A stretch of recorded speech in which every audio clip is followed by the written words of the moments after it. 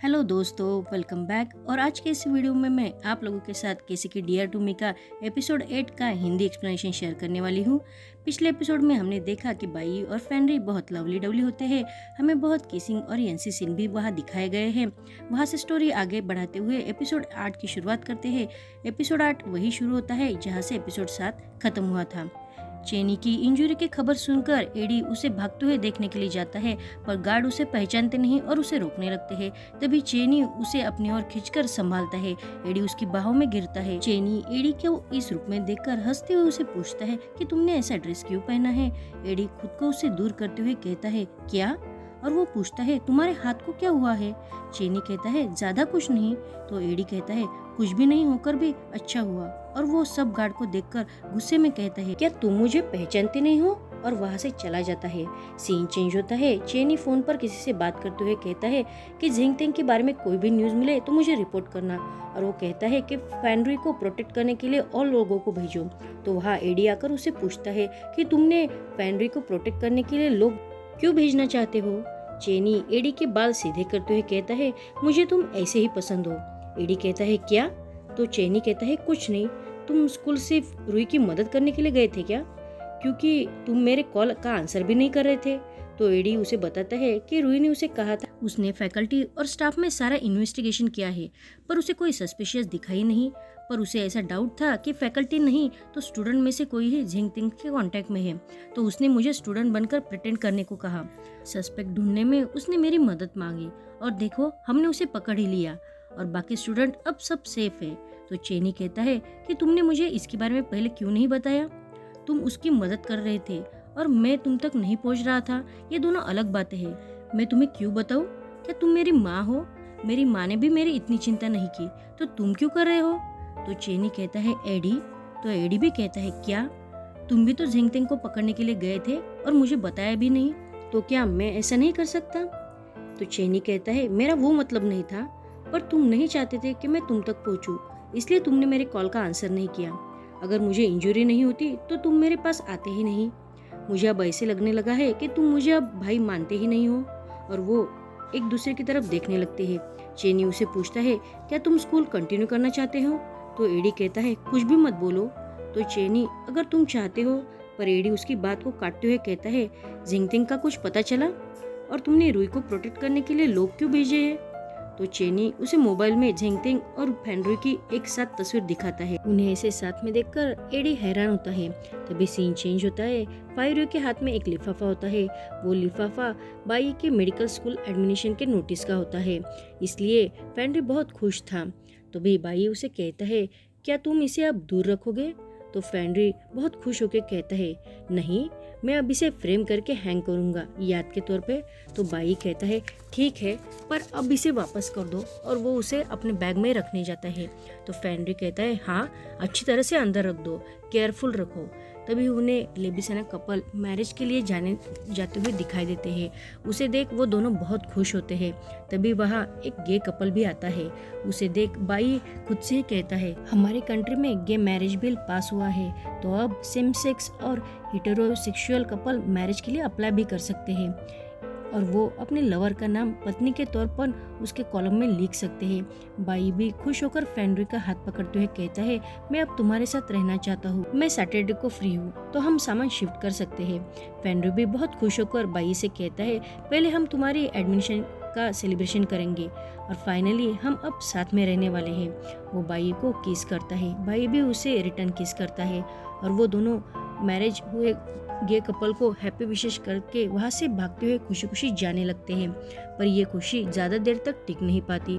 हमें बाई का voice over सुनाया जाता है जो कहता है कि आज के दिन ही हमारे फ्यूचर की शुरुआत होने वाली थी, और शायद एंड भी। तभी हमें वो दोनों गुंडों से भागते हुए दिखाए जाते हैं। दूसरी तरफ एडी और चेन टैब में कुछ देख रहे थे। तो एडी कहता है जिंगतिंग के रिलेशन भी है, मुझे लगा कि वो उसके पेरेंट मर चुके हैं। उसकी माँ वो जो छोटा था तभी किसी के साथ भाग गई, और उसके पापा ने खुदकुशी कर ली जब वो 14 साल का था तब। ये तो मुझसे भी बड़ा पागल है। तो चेनी उसे कहता है तुम मुझसे अलग हो। तो एडी कहता है नॉनसेंस, मैं उससे काफी अच्छा हूँ। तो चेनी कहता है मेरा वो कहने का मतलब नहीं था। दूसरी तरफ बाई और फेनरी गुंडों से भागने की कोशिश करते हैं, पर वो फाइनली पकड़े ही जाते हैं। तो झेंगटिंग फेनरी से पूछता है, तुम मेरे खिलाफ जाकर चेनी की मदद क्यों कर रहे हो? पर फेनरी बाई से कहता है, जब तुम्हें चांस मिले तो वहाँ से भाग जाना। तब बाई इसे सिचुएशन में भी कहता है, नहीं हम साथ में ही भागेंगे। तो फेनरी कहता है, मेरी बात सुनो, यहाँ से निकलकर तुम पुलिस को कॉल करना। तो झेंगटिंग उसके करीब आने लगता है। तो फेनरी चुपके से अपना मोबाइल निकालकर चेनी को कॉल करता है। चेनी कॉल उठाता है तो उसे झेंगटिंग और मारने की आवाज आती है, जिसमें फेनरी झेंगटिंग को बाई को छोड़ने के लिए रिक्वेस्ट कर रहा था। दूसरी तरफ झेंगटिंग और उसका साथी बाई को बहुत मारते हैं। बाई डर से चिल्लाता है और फेनरी भी बाई का नाम लेकर उसे छोड़ने के लिए रिक्वेस्ट करता है। तो झेंगटिंग फेनरी की तरफ आकर उसे मारने लगता है और वो फेनरी से कहता है, तुम उसके साथ मरना चाहोगे? और झेंगटिंग बाई की तरफ जाने लगता है। तो फेनरी गुंडों को मारकर झेंगटिंग को बाई की तरफ जाते हुए रोककर उसका पैर पकड़ लेता है और वो कहता है, प्लीज वो हमारी लीग का नहीं है, वो इनोसेंट है, प्लीज उसे छोड़ दो, उसे जाने दो। और वो मिन्नतें करने लगता है, पर झेंगटिंग उसके पैरों पर मारने लगता है। झेंगटिंग चाकू निकालता है तो फेनरी उसे फिर से कहता है, इसका चेनी से कोई संबंध नहीं है, उसे यहाँ से जाने दो।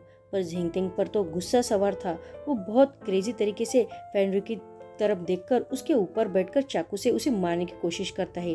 तभी हमें फ्लैशबैक का एक सीन दिखाया जाता है जहाँ झेंगटिंग मोबाइल में गेम खेल रहा था। तो फेनरी उसके पास आकर कहता है, ये तुम्हारा फर्स्ट टाइम है हेडक्वार्टर में, है ना? तुम्हारा नाम क्या है? पर झेंगटिंग उसका कोई जवाब नहीं देता और बस मोबाइल में गेम खेलता रहता है। तो फेनरी उसके करीब जाकर उसे बात करने की कोशिश करता है। तो झेंगटिंग चिढ़कर कहता है, तुम बहुत एनोइंग हो। तो फेनरी उसके गाल को टच करते हुए कहता है, मैंने तुम्हें पकड़ ही लिया।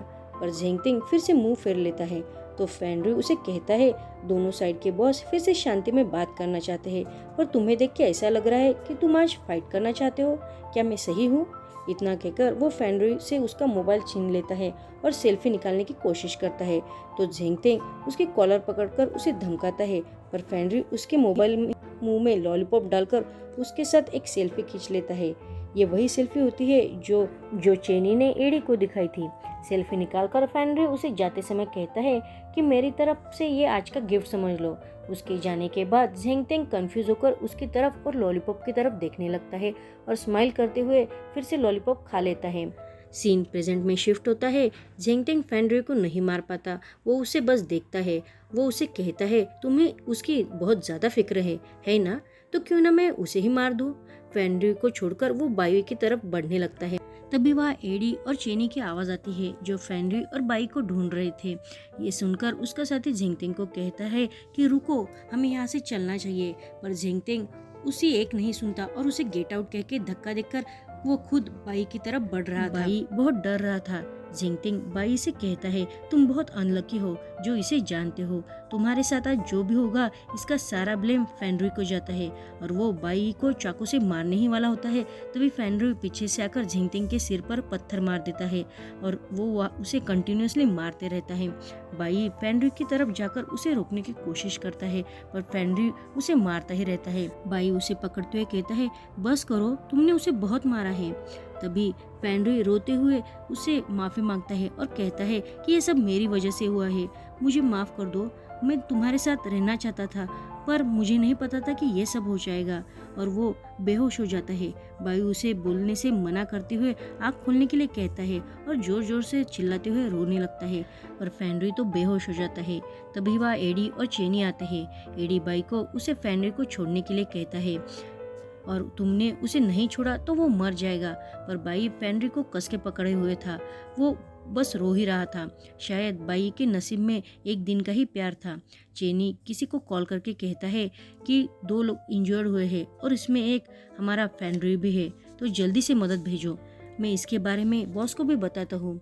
चेनी और एडी बाई को फेनरी से दूर करने की बहुत कोशिश करते हैं, पर बाई उसे छोड़ता ही नहीं और कंटिन्यूअसली रोते ही रहता है। बाई फेनरी को देखने की जिद करते हुए वहाँ से जाने लगता है, पर एडी और चेनी उसे रोकते हुए, तुम वहाँ नहीं जा सकते, वापस आओ, मत जाओ वहाँ, उसके लिए हॉस्पिटल में बेस्ट ट्रीटमेंट हो सकती है, हमें 3 दिन तक रुकना पड़ेगा, वो जल्दी ही ठीक हो जाएगा, ऐसा कहते हैं।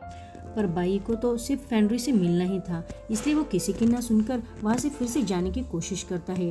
तो चेनी उसे कहता है कि झेंगतेंग के लोग अभी भी बाहर है, तुम्हारा बाहर जाना ठीक नहीं होगा, और डॉक्टर ने भी कहा है कि उसे हेड इंजरी बहुत ज़्यादा हुई है, इसलिए तुम अभी वहाँ नहीं जा सकते।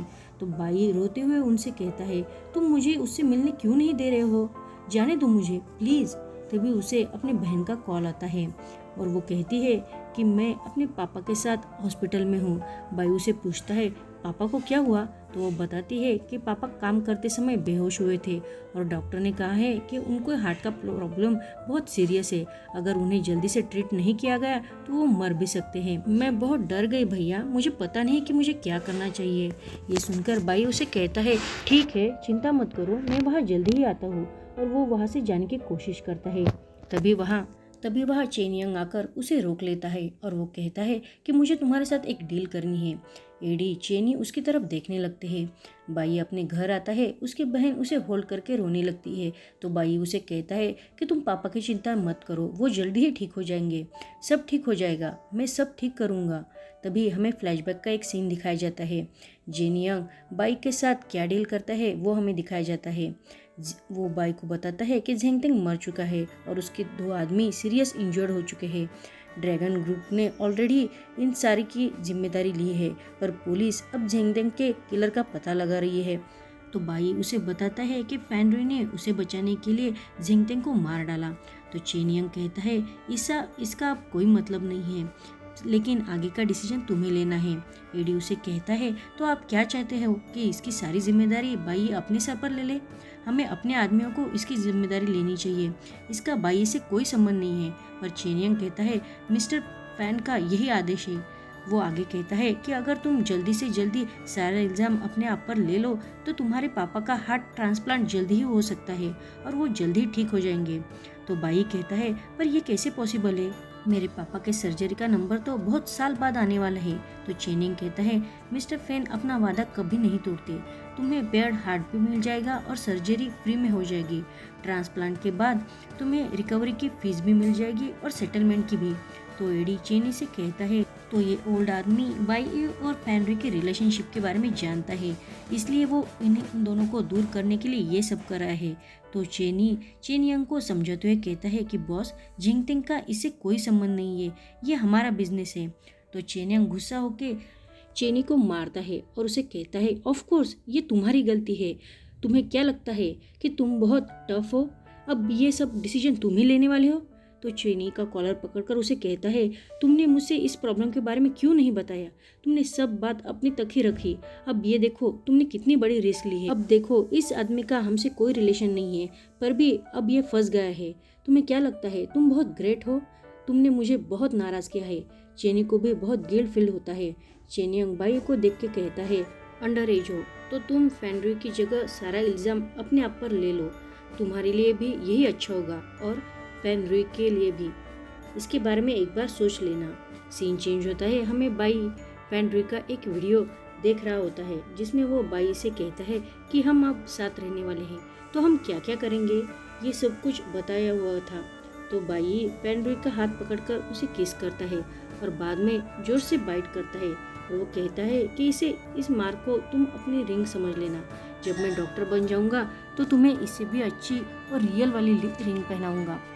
तो फेनरी उसे कहता है कि मुझे इस बात की जल्दी नहीं है, हम हमेशा ही साथ रहेंगे और मैं तुम्हारा इंतजार करूंगा। और वो भी बाई की रिंग फिंगर के पर बाइट करता है और मार्क बना देता है और वो दोनों किस शेयर करते हैं। ये वीडियो देखकर बाई बहुत रोने लगता है, वो रोते रोते अपने रिंग फिंगर पर बाइट करके वैसा ही मार्क बनाता है। सीन चेंज होता है, हमें बाई जेल जाते हुए दिखाया जाता है। जेल में बैठे वो अपनी बहन की चिट्ठी पढ़ रहा होता है। वो कहते हैं भाई तुम कैसे हो, डॉक्टर ने कहा है कि पापा अब ठीक है, अब वो किसी बात के लिए मना नहीं करते, तुम हमारी चिंता मत करो, पापा का ख्याल मैं रख लूँगी, तुम्हें सिर्फ अपना ख्याल रखना है। पर मैं जब तुम्हारा सामान अरेंज कर रही थी तो मुझे एक चीज़ मिली है, मुझे लगता है कि तुम्हें ये चीज़ बहुत पसंद और प्यारी है, इसलिए मैं तुम्हें वो भेज रही हूँ। इसके लिए मुझे थैंक यू मत करना, इसकी कोई ज़रूरत नहीं है, बस अपना ख्याल रखना, पापा और मैं अपना ख्याल रख लेंगे, हमें तुम्हारा इंतज़ार है भैया। और वो बाई को जो उसने बेकरी रेसिपी की बुक लिखी थी वो नोटबुक भेज देती है। जिसे देख बाई फेनरी की याद में खोकर रोने लगता है।